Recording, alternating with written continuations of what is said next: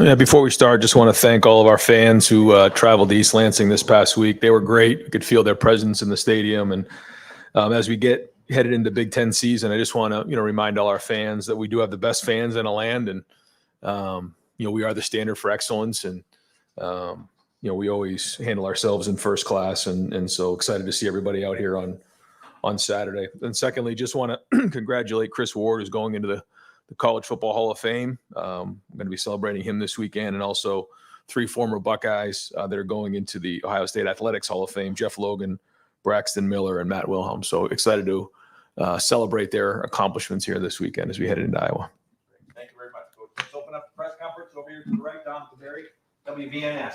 All right, Coach, take a look at Iowa. How much does the competition level go up as you look at them, and how big of a challenge is it? Yeah, huge challenge. This is a challenge for all of us. This is a very good team. They play physical. You guys know who they are. They have not changed their identity in a long time, and they have very, very good coaches and physical players, a veteran team. So, we're going to get challenged in a lot of areas, and this is challenging our whole building this week. We got to have a great week of practice. They're going to be coming hard. They're physical. They're well coached. They're fundamental, and they have an identity. So, we know what a challenge this is going to be this week. And so it starts right here. Well, actually started right after our practice on Sunday, and get in here, watch the film, and then it's going to start here on the practice field. We've got to have a great practice today. Far right, Jeremy Birmingham, the podcast. Right, on Saturday, Jordan Hancock was talking post-game about Caleb Downs, saying he's like a coach on the field. Obviously, a guy who's a sophomore in college who's played 4 games here. There was a middle part of the game where he was on the sideline. Basically, I could see him coaching up Jordan on the field.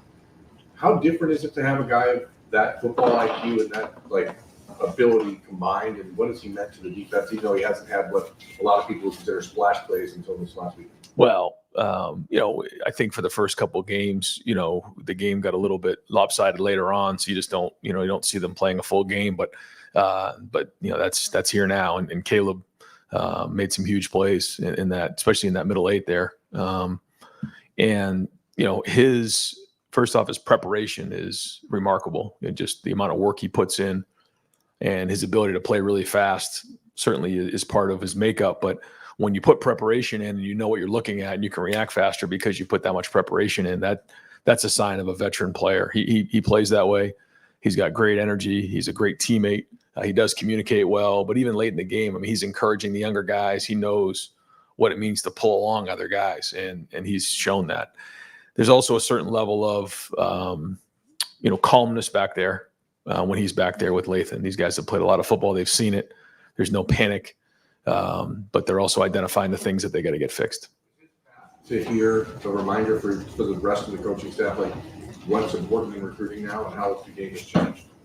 Yeah, it certainly has changed, and you never can quite predict what it's going to look like for everybody's journey. But he's somebody that's certainly, since he's even been here in a short period of time, made a huge impact on us.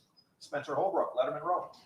Ryan, how did you assess the 2 right guards that you were playing on Saturday? And do you think that you guys will come to a conclusion on which one of those 2 could be the permanent guy there? I don't think we're there yet. We'll kind of see how the practice goes. There was nothing on the film that set one ahead or behind. They both graded out similarly. So when that happens, we feel like, if we can, parse out the reps, then that helps both of them play better and stronger in the game. So we'll see how the preparation goes this week and then decide as we get closer to the game. Cameron T. Robinson, the Athletic.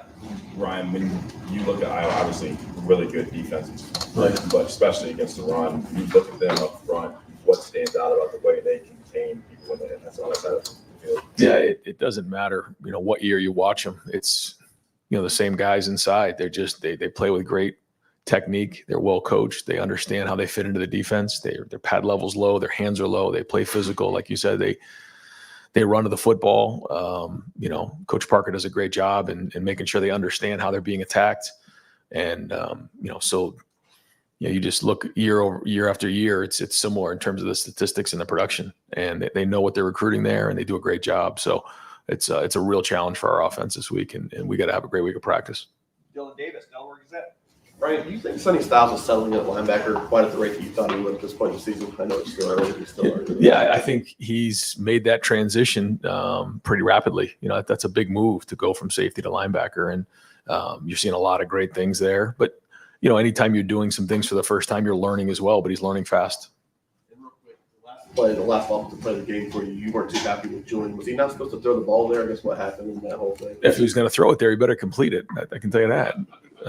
But you know, those are the type of things that you can't replicate, even though it's late in the game and the score is what it is. Like, you know, we got to learn. We got to push through those things. You got to put that you know, back of your head and learn from those things. So we were excited to get him that rep and learn from that rep, which I know he will. Bill Landis, Kings of the North, and the podcast. Ryan, it seems like every week you guys have kind of layered some kind of change up onto your run game. How do those conversations go with you and Chip and Justin to decide what you're going to pull out a certain week and maybe what you're going to maybe keep on the shelf or something down the road? Yeah, it's constant. It's going on right now. You know, we're constantly going back and forth and trying to figure out how do you put your players in position to be successful. How do you give them enough that, you know, they're doing what they know well, what our fastball is, but also having some change ups along the way. And when you're playing against a defense like this, you know, you better line up and play and know what you're doing. So it's that back and forth of trying to figure those things out. And I think that's part of the art of putting a game plan together. But ultimately it comes down to what our players know and what they can execute. And that's what it comes down to. And, you know, a couple of those plays were executed well, but, you know, again, you know, bigger challenge, you know, really stout defense this week. So it's going to come down to our guys, you know, winning their one-on-one battles and executing them at a high level. When you guys ran a pretty cool play against Marshall where I think you pulled 3 guys. And then I think you ran the same play against Michigan State, but you used a Mecca instead of a second tight end. When I'm assuming it's Chip that throws that idea up, or you just like, yeah, let's try a Mecca there. Or is any part of you like, I don't want to have a Mecca block on Mike linebacker in the hole? It sounds like you're sitting in our meetings. Those are all part of the conversation, and there's pluses and minuses to all. But like for a Mecca to do that, make that block on a linebacker, and then come back and pin, you know, the nickel the way he did, and then he was more excited about that. I don't know if you saw him on the field. He was fired up after that play when Jeremiah's scoring. You know, so he's 20 feet away blocking a nickel.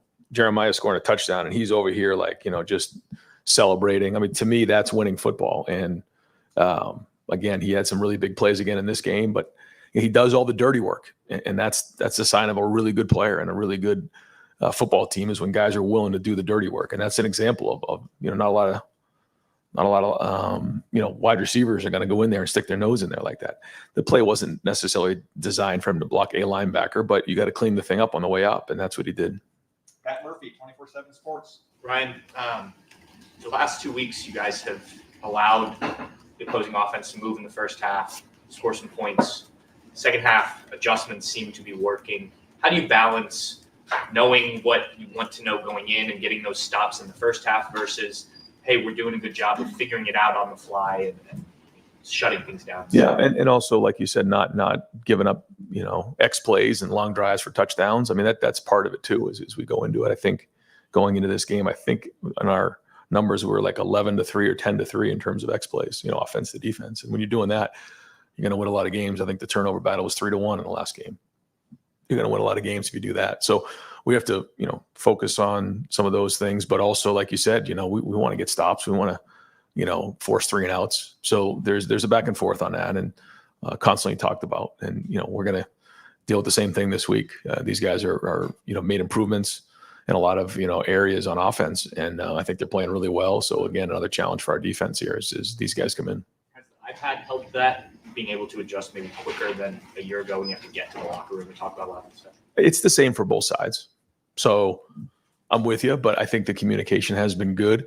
But, you know, they also have the video too. So they're watching film. So they're making adjustments along the way. But yes, I do think for the communication part of it, it has, you know, made that a little bit more streamlined. Tony Gertman, Buckeye Huddle. Brian, I assume you're familiar with PFF. Yeah.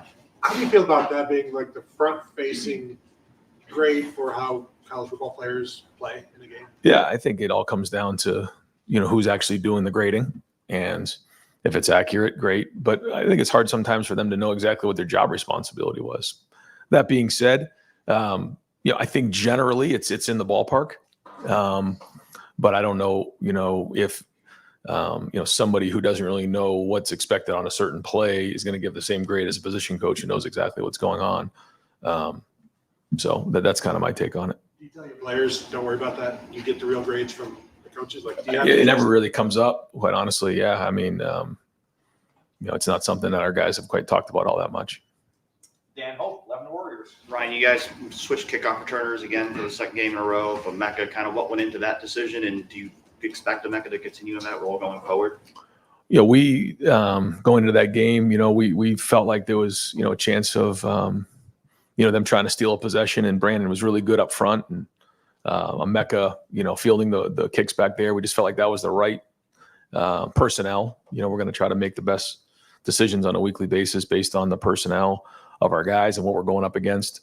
And, based on, the way he was kicking the ball anyways, a lot of them were out of the end zone. So, we try to figure all those things in. And the good news is we do have some different options to go with, and, different scheme this week. So, we'll move some more pieces around this week. Stefan Kreisnig, Cleveland.com. We saw Wednesday right before we spoke to you, Aaron Nolan get his black stripe and kind of the reaction that came with that. Why do you think that tradition and those kind of moments are celebrated so much by the players, even the veteran guys that have had it removed for years now? Yeah, not to get too much into in particular air, but I think when you see somebody who you say like earn their stripes, and they've taken their black stripe off, when they've really earned it, I think there's a sense of accomplishment there, and I think that was the right time for Air. He's done a really good job. These past couple of weeks of focusing on getting better. That's his focus right now, is just getting better. And, everybody has different journeys along the way, and he's got a team that, really cares about him, and he's improving every day. And I think, to be recognized like that, to see, okay, I've come from, a certain place, I'm not near where I need to be, but I've earned the respect of my coaches and my teammates. And that's a huge accomplishment. And, it was good to see him get a stripe off. Josh was talking about it a few weeks ago. He said his first year for Josh Fryer, all he thought about was getting his black stripe removed. I guess how much is that something, an initiative for maybe the younger guys who don't see the field as much, to have something, to play for and practice and whatnot? That's it. Yeah, that's it. What are you working towards every day when you walk in the building? And it's easy when maybe you're not seeing the field very much to get caught into a rhythm of, just kind of going through the motions. But, these days can be long, but the weeks go real fast. And before you know it, the season will be over, and you got to have something to show for it. You got to see some improvement along the way, whoever it might be. And so you got to maximize every day. And sometimes as a young player, that's not always easy, but we try to find different ways, after Sunday practice, we keep some of the guys out for some extra work who maybe didn't get work during the game. Today, an inside drill, the threes will get their reps in front of everybody, so, but the scout team looks are very, very important as well. And they're going to be even more and more important as we start getting closer, to the end of the season. So, we got to see improvement, but good to see, those guys continuing to get better and having a great attitude when they walk in the building. Joey Kaufman, Columbus Dispatch. Ryan, the situations, these are all different, but you went for it on fourth down a handful of times. It was at the 3-yard line, and then your own territory, then the fourth 5 leads touchdown in Mega. But what's your level? What's the thought process in those situations? What's the level of comfort in going for it on all those plays? Some of it has to do with, where we are on the field. In particular, I'd say that 4th and 5 play. If we were maybe a little bit further in and had a little bit more of a high percentage field goal, maybe we would have taken the field goal at that point. But felt like we were right out of that range, and so there was a timeout, and we came over and decided that we had a good play. That's a big part of it as well. You got to feel like you have a good play that you're going to go to. The 4th and 3 down in the 3-yard line, I felt like at that moment, 7 points is way more important. And even if we didn't get in, the ball's on the 3-yard line, and if we can get a stop there, then we get the ball back at midfield. So, every game, based on the score, based on how things are going, you got to take those things into consideration. We do have, analytics that in that moment, I'm getting information on what the chart says and what the statistics say. But, sometimes you got to just, trust your gut, trust your team based on a lot of different scenarios. On paper, you guys are going for it a little more this year than on fourth down last year. That the analytics part of it, is it having a super senior quarterback and Will just? Yeah, I think it has to do with the situations and being aggressive right now and trying to get as many plays as we possibly can in these games. But we'll look in each week. We'll try to do what's best to win the game. And that's the most important thing. Far left, Jeff Gilbert, Press Pros. Ryan, progression of Jeremiah in this offense. What are you seeing from defenses realizing this guy is a guy we have to stop? And is there an evolution of they're doing more and more things? I think that's the tricky part right now is, how much can you do because of all the other things that are going on? And that's the idea of putting stress on defense. But there's no question that people will know where number 4 is when he's on the field. Rob Aller, Columbus Dispatch. Ryan, you said you hold your quarterbacks to an especially high standard. It seems like Will Howard's done everything right. A few mistakes here and there, decisions. To the somewhat untrained eye, it looks like sometimes he locks on to receivers. Is that something that needs to be developed? Do you guys see that? Is that off the mark? And how do you develop that? I don't know. I haven't recognized that just as something that continues to show up. But I think certainly on the interception, he could have moved on. There's no question about that. Yeah. So, that's trust in your drop, trust in your eyes, and, making sure your eyes are in the right spot. But there's times where he's found himself back on 3 and 4, and it may not seem like it because his eyes quickly went back to 3-4. And that's a big part of working progressions is, okay, I have 1 and 2 over here, but what are my eyes telling me?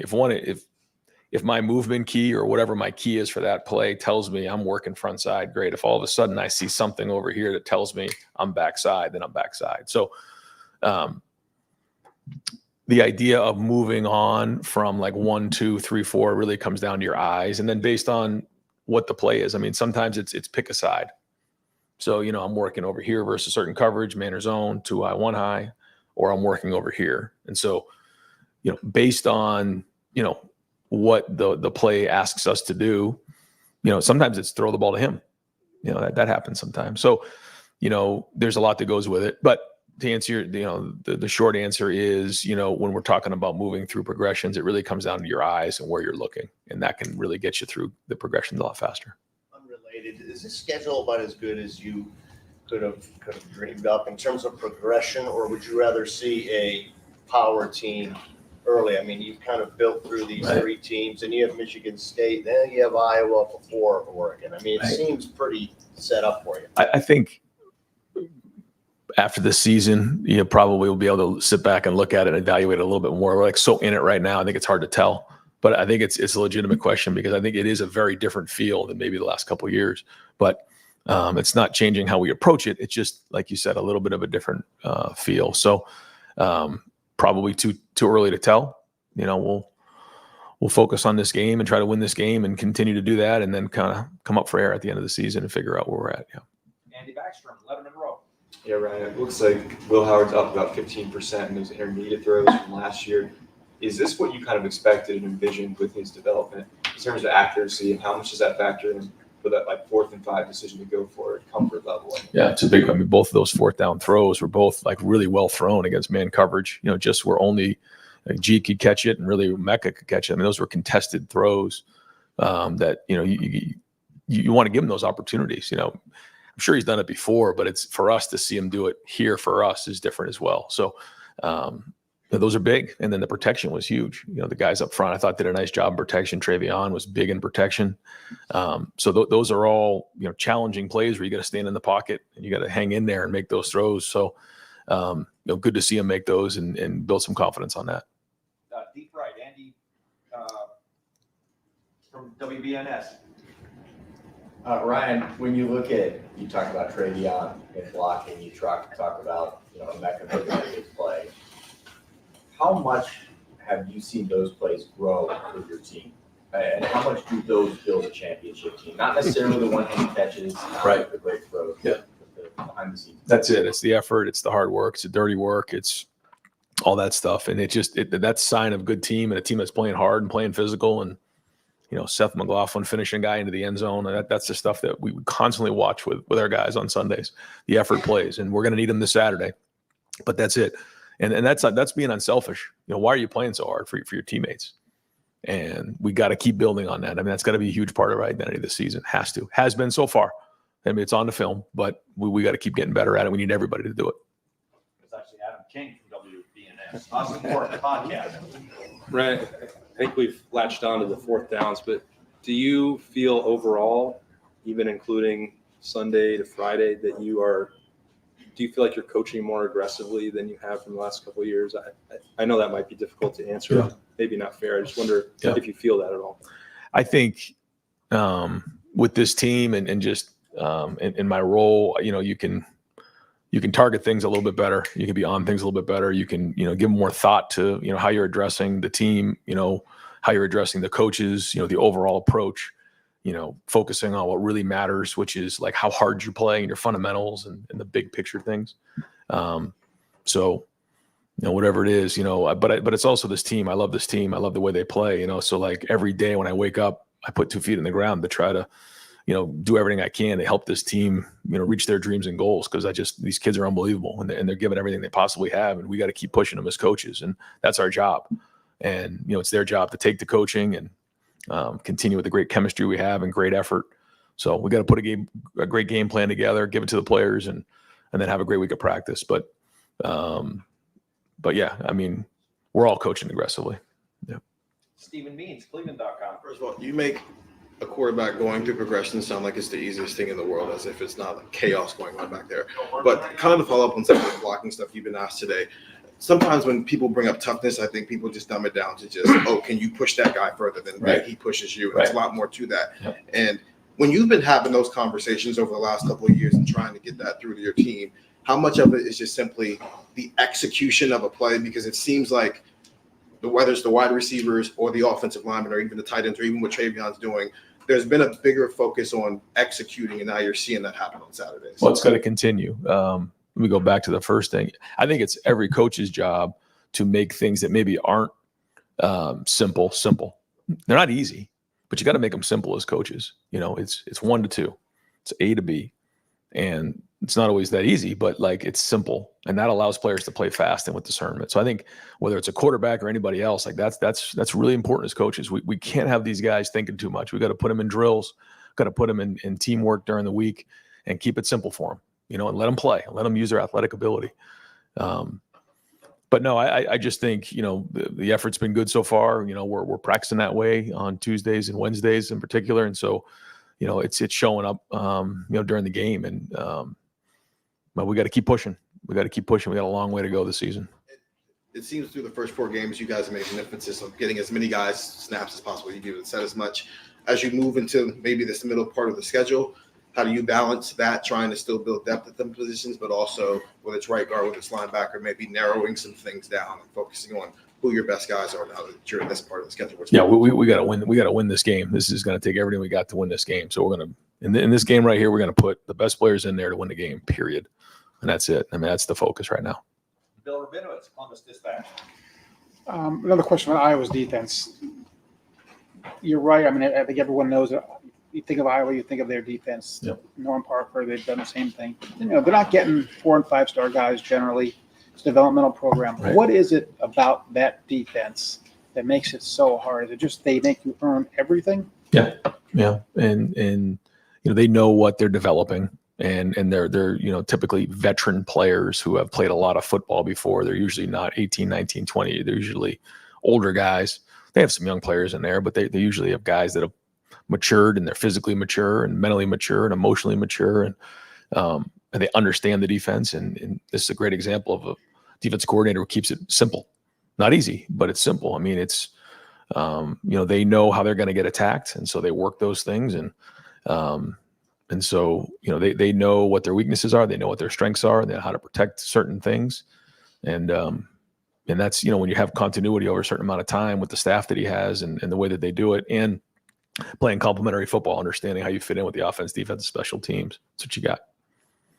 Can you imagine coaching in your 26th year at one place? No. And is it fun for you as a coach, as Nexus Nose guy, to go against a defense like this? Yeah, it's a challenge, but it's going to come down to the players. So we've got to do a good job of keeping it simple and letting them play. That's it. You know, if you start to get into a situation where you're going to out scheme somebody, it's not going to go well against these guys. So we got to keep it simple. We got to let them play. Give them an advantage. In terms of putting them in the situation to be successful. But to say we're going to out scheme Iowa, that's not going to happen. You got to play hard. And our final questions, Tim May, Lettermen Row. Thanks, Jerry. Going back to a little bit of what Austin was asking you and a little bit of what Bill Landis, I know they're connected, but number one, do you think you've thrown enough variety out there the first part of the season for when y'all line up in a 4th and 5, the defense really doesn't have a real grip on what you're about to do? And then number two, when you turn a 4th and 5 or whatever it was into a touchdown, does it feel like instead of throwing a punch, you've thrown a haymaker? You understand what I'm saying? Yeah. I think we're always trying to do that. We're trying to make sure that we can't get narrowed in on what we're doing, and then that's by design. But yeah, I mean, there's certain plays in a game, those game-altering plays that you got to make, and we made those plays the other night. That's just the truth. I don't think we always played great the other night, but we made the game-altering plays. We forced 2 fumbles down the red area. The 4th downs we converted on. That goes the other way. It's a different game. That's just the truth. And so the issues are always there. We got to identify what the issues are and get them addressed and get them fixed and keep growing on those things. But you're right. I mean, those plays are the ones that have to be made in the game. We all know how important some of those are. And they'll swing an entire game. So, I think identifying that is appropriate. And one of the just to follow, do you guys as a staff?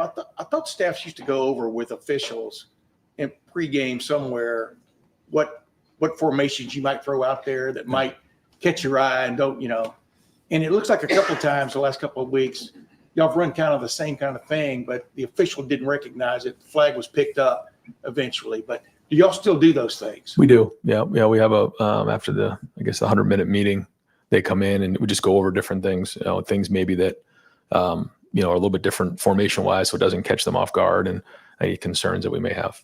Thanks, man. Yep. All right, guys. Yep.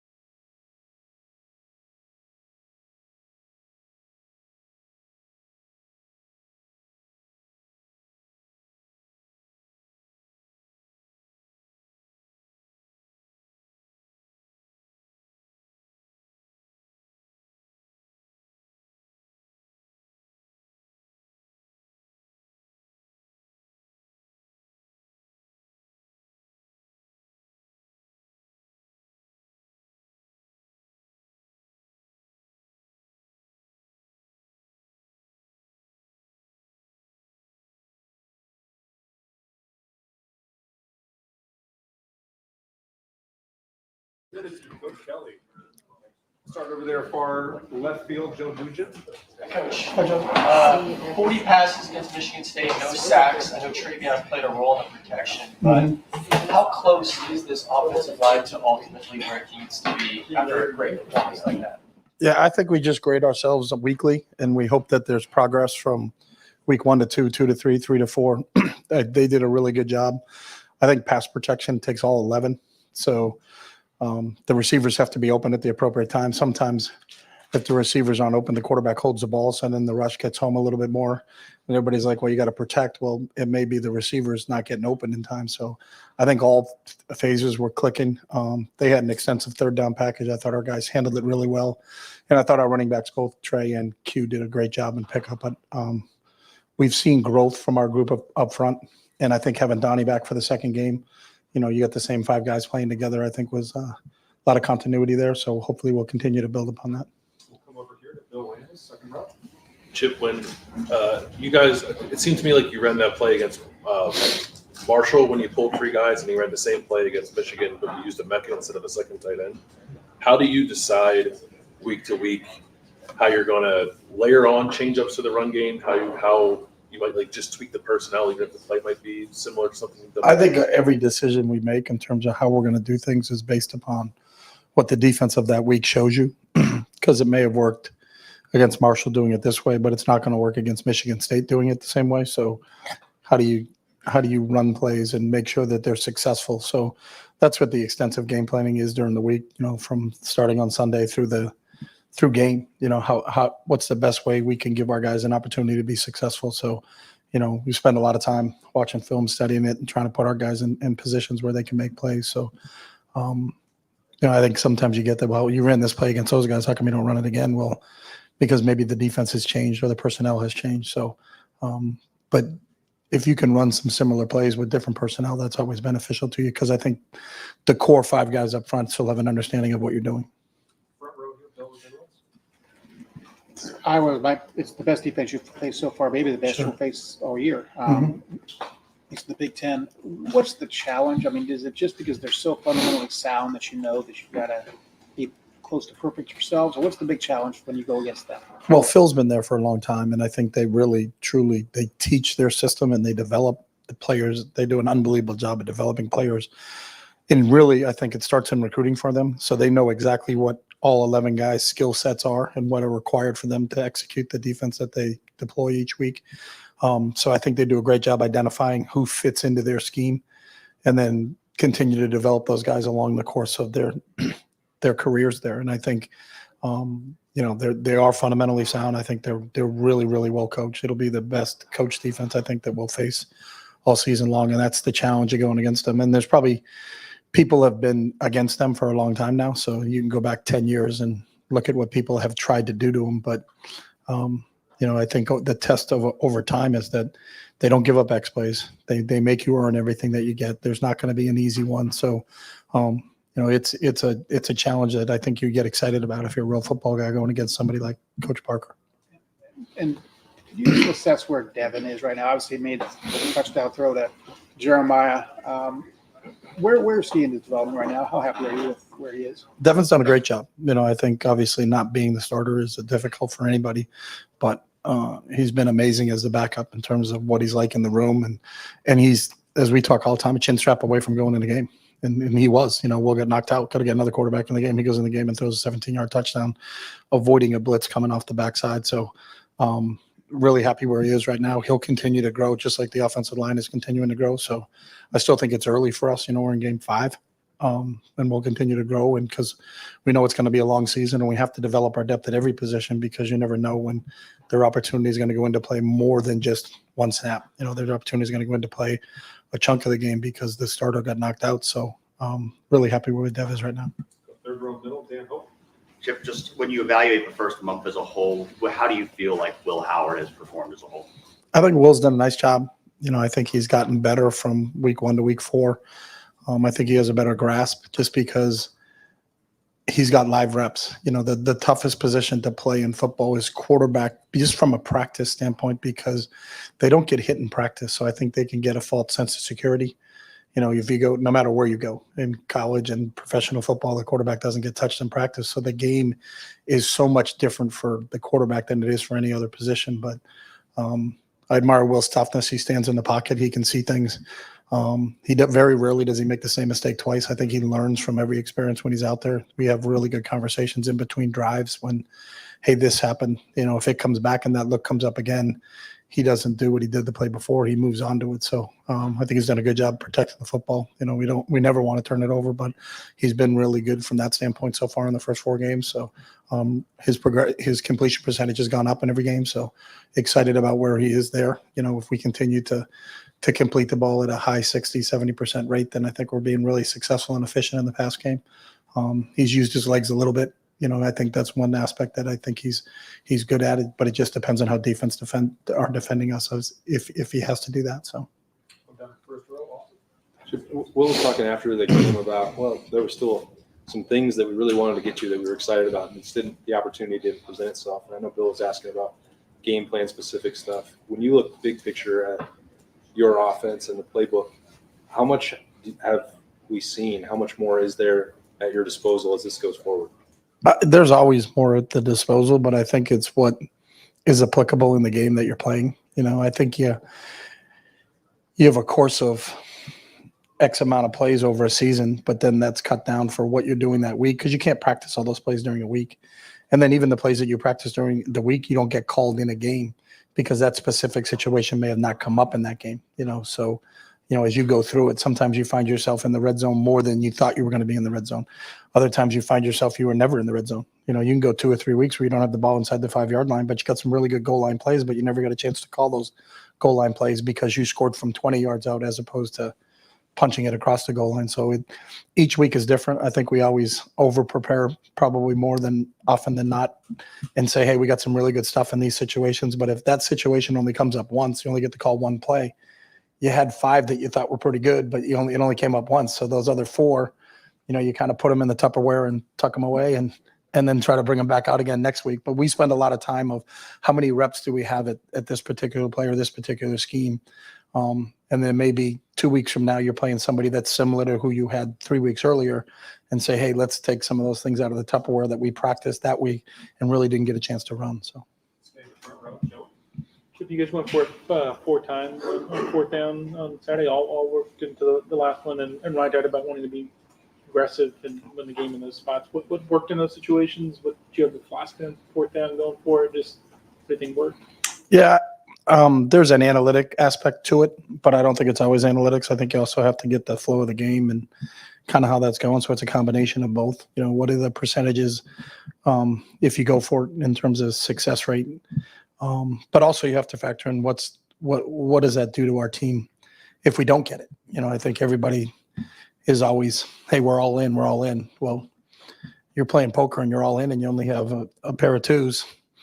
They may have a better hand than you, and that's where the situation is. It's easy to sit there and say 4th down, you should go for it all the time. Well, that's not necessarily the case. But I also think you always have to think about how is your defense playing at the time, and are we willing to put our defense on the field right now if we don't get the 1st down?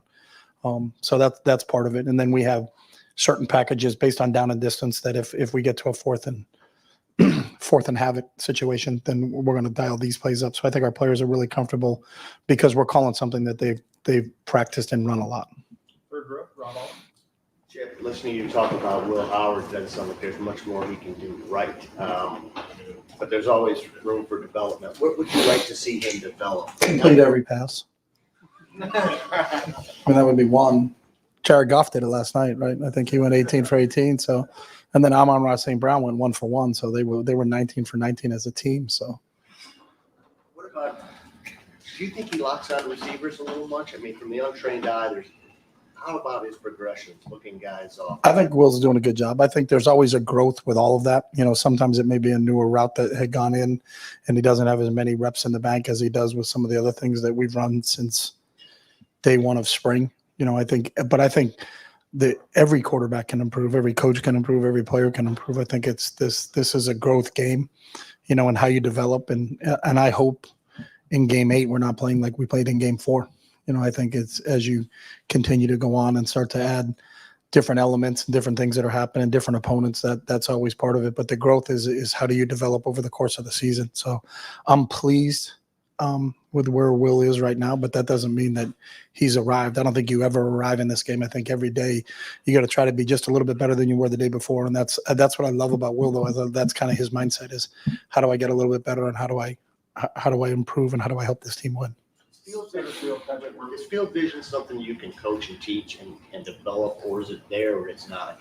No. CJ Stroud had it, not all guys have it to that level. Yeah, I don't think all guys have it, but I do think it can be developed. I think for everybody, it's no different than the first time you move into a city. You're going to have to take a map out and try to figure out your GPS, like how do I get from point A to point B? And then after a while, why was I going this way? If I could have gone around, I would have been there a lot quicker. So it's just part of the process that you go through when you're new and it's you're trying to figure your way around and you need a map to look at. But after a while, you kind of figure the lay of the land, and then you're a lot more comfortable in your environment. And the more comfortable Will gets in our offense, I think the more success we're going to have. Obviously, game plans dictate to some degree where the ball's going to go. When you guys have as many weapons as you do you find yourself as you in the build up to the game? Okay, well, this guy maybe hasn't had as many touches. Can you even do that in this offense where you're trying to get guys more involved at times? I mean, I think at times theoretically you can do that, but you also have to factor in what is the defense's decision on how they decided to defend you. We're not I mean, people can say we're not going to let you run the ball. Well, then we have to throw the ball. So, okay, we're equal opportunities.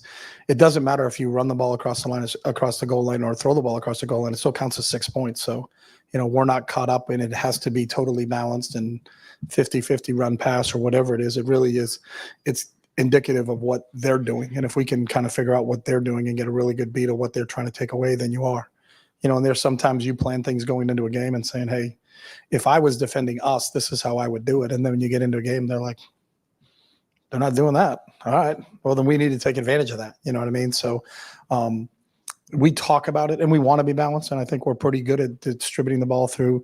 But there are some games where the tight ends may catch the ball more than the running backs catch the ball. That's just the nature of how the game kind of expressed itself, But we have specific plays where we think we're trying to get the ball to them, but we're never going to force it. If they're going to double cover a guy, then they double cover the guy. If they've double covered him, then someone's singled. And that's the beauty of having as many weapons as we have, is if you're going to double one guy, then that means somebody else isn't. You can't double them all. If they did, it's a penalty because they got too many guys on the field. So, but when you have as many weapons as we have, I think that's always a bonus and that's always a benefit. Over here to Adam Kidd. You've had 4 games as the offensive coordinator up in the box, kind of meshing with Brian. How has that gone for you, and how do you think you've settled in here? It's been smooth.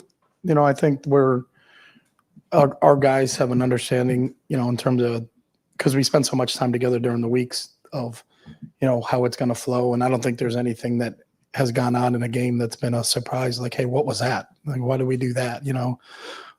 There's a constant dialogue going on. But when we're in a third and short situation, we only have 4 or 5 options on third and short. You're not making plays up at the time. They're what you practice, what you've gone over, because you're going to call something that your players have a lot of confidence in running, because their confidence is based on their demonstrated ability of doing it in our training sessions. So I think it's been smooth.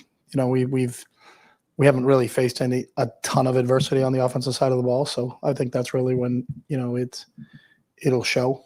But I'm confident that our communication systems and our protocols that we use right now are solid.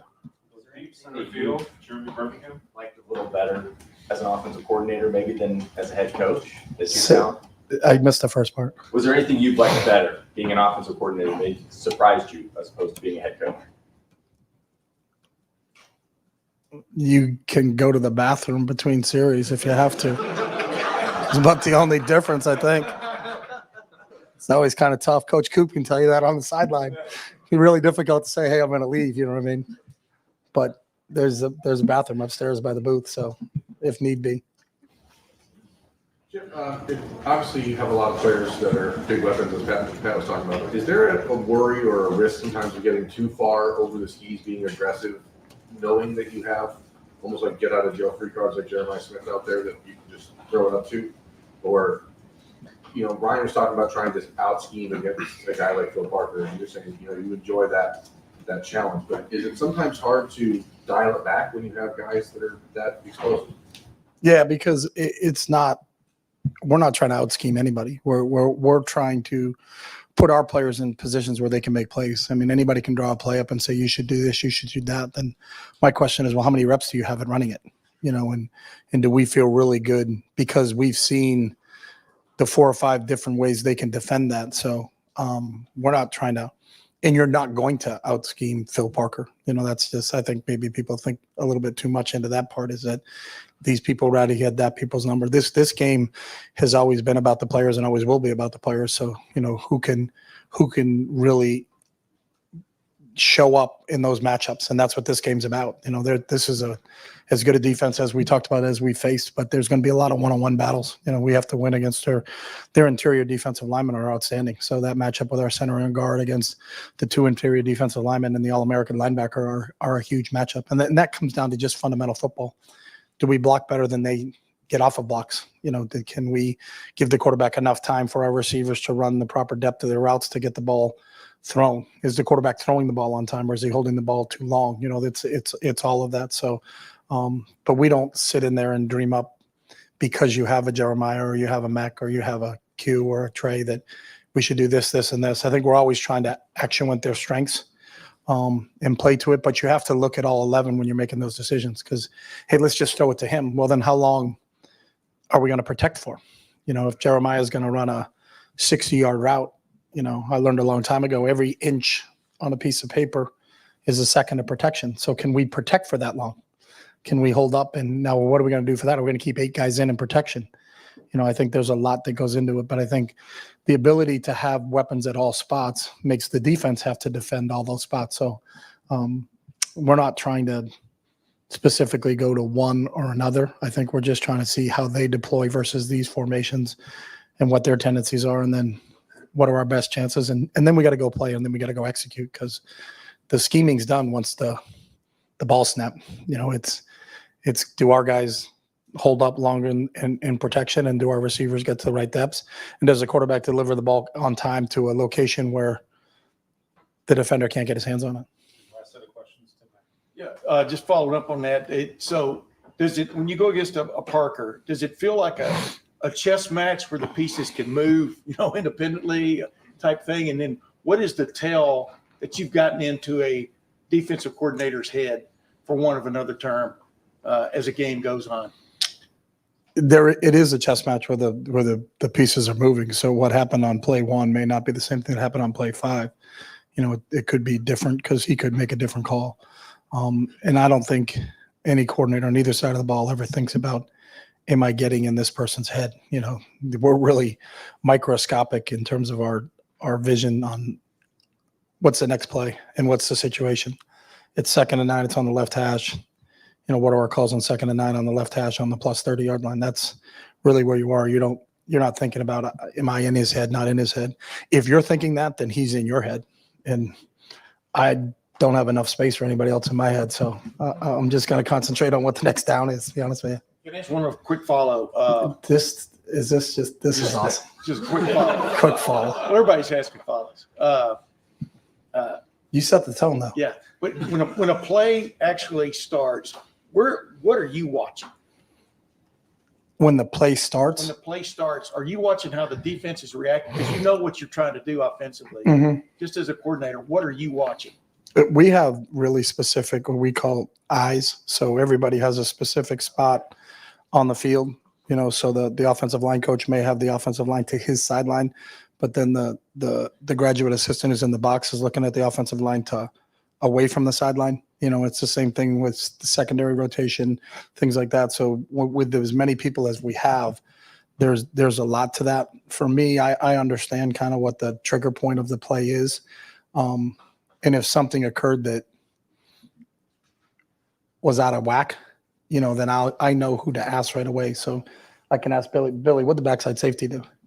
He didn't drop to the backside half. He actually fit into the front. We thought that we had a play where it was going to be too deep on the backside, and it wasn't too deep on the backside. So, sometimes you get a bigger picture because of where you are, and you can see the all 22. But you have an understanding when the ball snapped of what the play should look like. And when there's a breakdown, how quickly can you get the information of what the breakdown was and why was there a breakdown? Was it because the defense deployed differently than we thought they were going to? Or did we lose in one of the matchups that we had? The left tackle missed on a 5 technique, and so a guy came in clean because, hey, the quarterback could hit quick. I didn't look like there was a blitz. It wasn't a blitz. We missed a block. Sometimes that happens. All right, Coach, thank you. All right. Thanks, guys.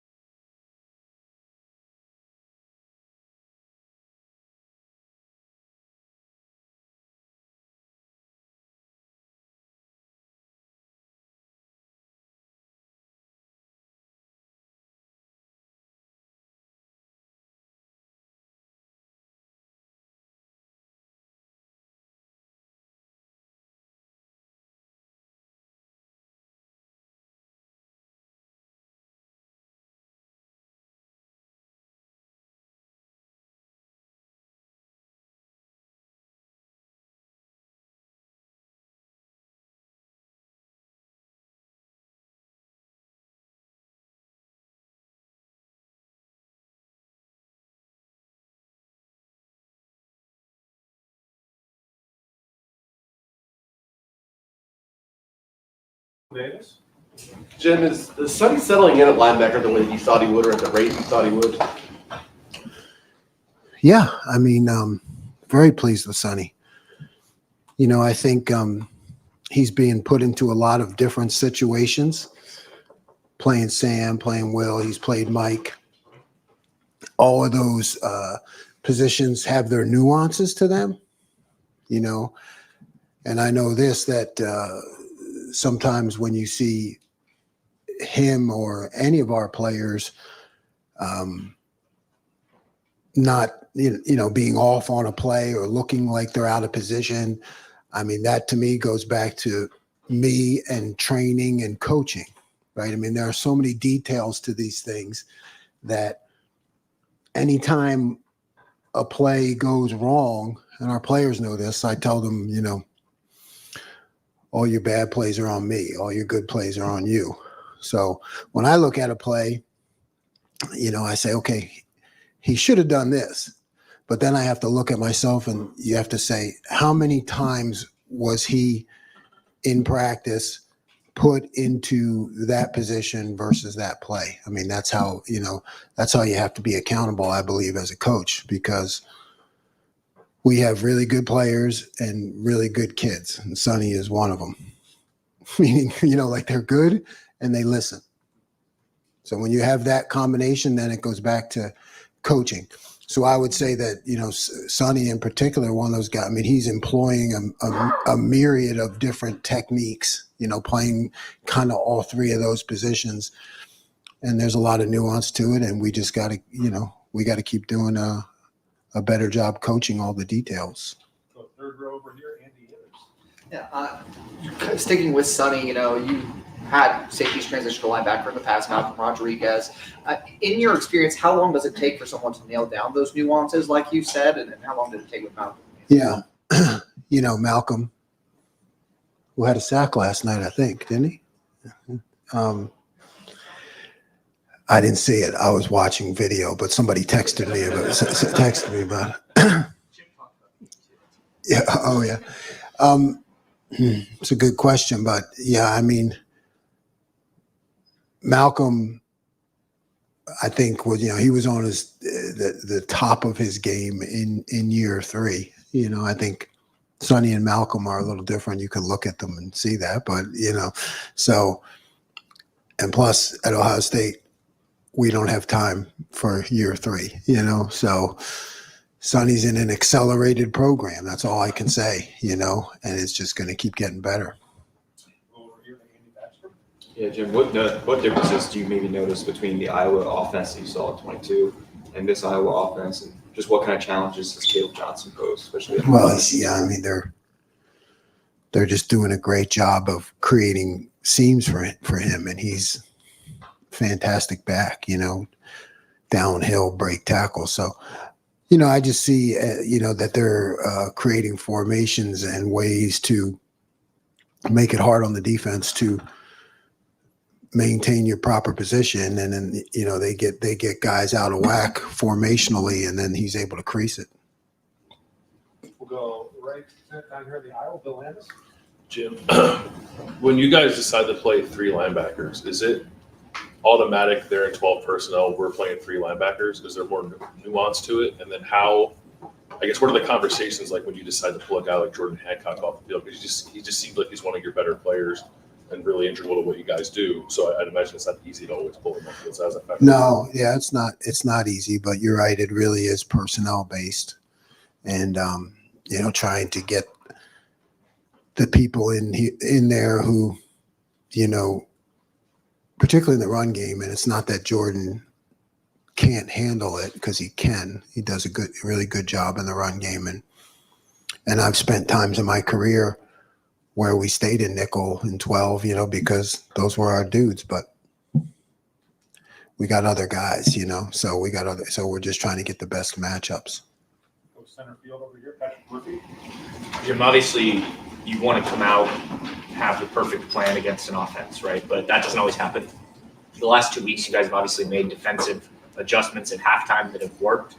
How much do you balance what you see on film and then knowing you're going to have to make those adjustments with evaluating what you see in the first half versus the second?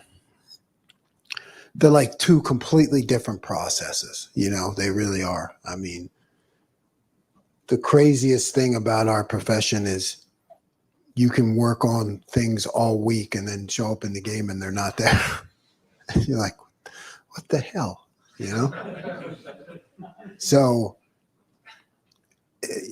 but that's our job is to try to create practice that mimics the game, So that's where you really spend all your time. It's like success through scripting of, okay, what plays am I going to see against what defense? You're trying to predict what they're going to do. And then you see what actually happens.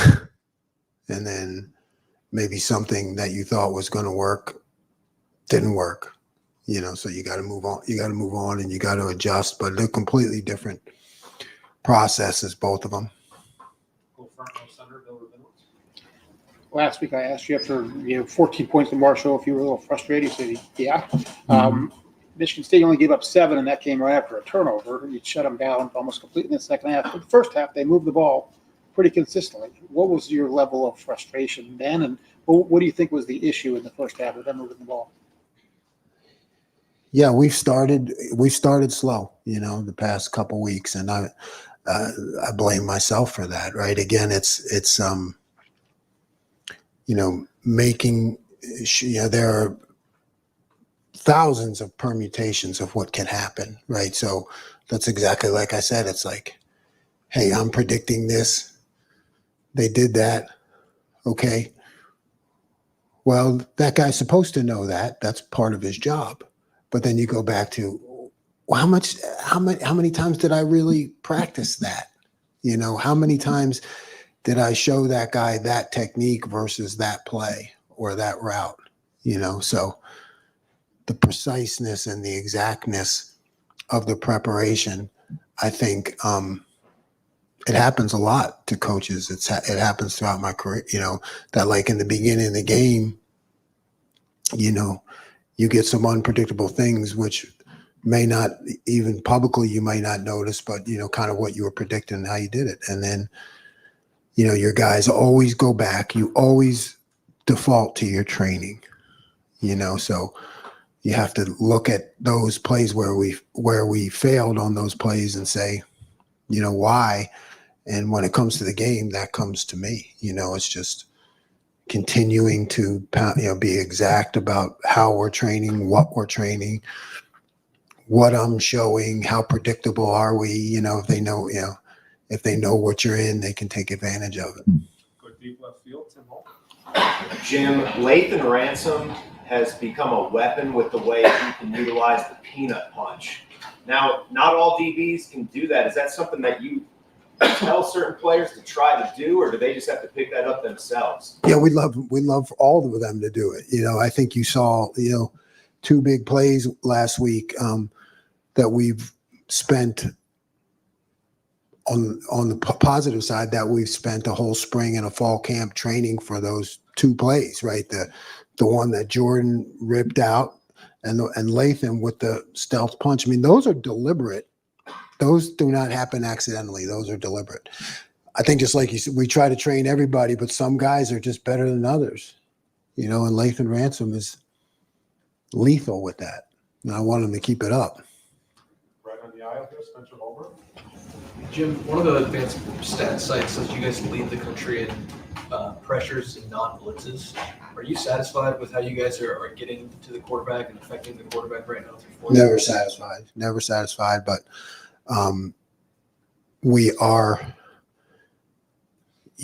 they are executing what's called though. Yeah. I think, we got to tighten up our coverage, because we need that extra second because the guys are getting there, Third row right here, Rob Holler. Jim, you lead the nation 6.75 points allowed. And yet you hear There's 2 guys who said something about leading the nation. right. Both you guys get it. Well, that's the point, and yet you. It's rat poison. It's rat poison. And yet you are hearing what's wrong with this defense. Have you ever had a defense? Who's? I'm hearing what? What's wrong with it? Well, you're even saying like we could be better here. Oh yeah. Well, we could. Have you ever been nitpicked as much as you've been here? Your defense, is that to be expected in a place like this? My father was pretty tough. He was a Philly cop, so I got more than nitpicked. I got nit-whacked. Yeah, so I'm used to it. I'm used to it. What would it take to be satisfied? You said not satisfied, not satisfied. 0 points, under 100 yards a game, 4 turnovers, score twice on defense. That'd be fine. Then I'd be satisfied. We'll hold you to it. Okay. Just behind Rob, Cameron, Steve Robinson. Jim, what did you like about the 3 linebackers that you just said that you put out early against Michigan State, and how do you want to see that grow or evolve, especially this weekend against this one? Yeah, I like the fact, that they all can work together. When you have maybe 2 guys and a nickel, you're kind of in 2 different rooms. With the 3 linebackers, they're all in the same room and they can work together. And I think their understanding and processing is going very well. What we need to see better is tackling. Our linebackers need to continue to become better tacklers, and particularly this week, knockback tacklers, right? I mean, these guys are the kings in this running back, turning a 2-yard gain into a 4 or 5 yard gain, which then leads to 2nd and 5, which leads to 3rd and 2, so we need to continue to work on our tackling and, with an attitude of knocking people back. Second row right here, Steve. Kind of a 2-part here, a lot of it, because we've just heard a lot about coverage. For starters, could you evaluate your linebackers and how they've been in coverage so far? And then also, I think there's been a growing concern of how much off coverage you guys have been playing with the cornerbacks and trying to balance, giving up some of that short stuff and just having guys who can excel at tackling versus maybe being more aggressive, right, and having your corners play out of the line of scrimmage. Right. Yeah, I mean, it's, the corners off press. I mean, that's a constant thought, constant adjustment. Again, we've been solid on explosive plays. So I think you can't forget that, because that wins games, and sometimes on those big, deep, like you take a guy like Caleb Downs, who, we activated Saturday, and, we're going to continue to activate him as we get into big time, Big Ten competition. You see what he looks like when he's activated. What you don't see a lot is when he's not activated, how many times they just don't throw the ball deep. You know what I mean? Because he's in the right place and on top of the routes, and they don't even take those shots. Those shots aren't taken. So it's the same thing with the corners. It's like, the answer to your question is, do we need to be pressed more? Yes, we do. And we need to keep working that in, but we got to balance it. Deep center, we've got time for 2 more. Deep center, Jeremy. Jim, Brian and Chip sort of have a luxury that Phil Parker and the defense at Iowa haven't changed in 20-some years. They have a first-time or a new offensive coordinator after a couple of years of being somewhat predictable offensively, and they're coming off a bye week. How does that impact what preparation you do, and how, generally speaking, how does the off week help a team prepare? Yeah, it just gives you more time to study. I mean, that's the only way I can put it. It gives you more time to study. But in terms of what we do, you have to go off of what you have seen from them this year, and then always with a new offense coordinator, you got to go back in their history and you got to look at things that they've done in the past that maybe you haven't seen yet because you're ready. So you're ready for it, but you really got to go mostly off of what you see this year. We'll wrap it up right here in front, Austin. Jim, the play that Cody made on 4th down, is that predetermined that he's going high, jumping? Is there a read that he has there It's a call. Yeah. Is that something you've been talking about, the number of reps that guys get in those situations? Is that You can't rep that. No, that's like when I call this, you guys do that and you jump over the top. You're not gonna practice that. You're right. I don't know how you practice that. Cody, go up and practice and smash your head into Lincoln. You're not gonna do that. So Thanks, Coach. yeah. Thank you. All right.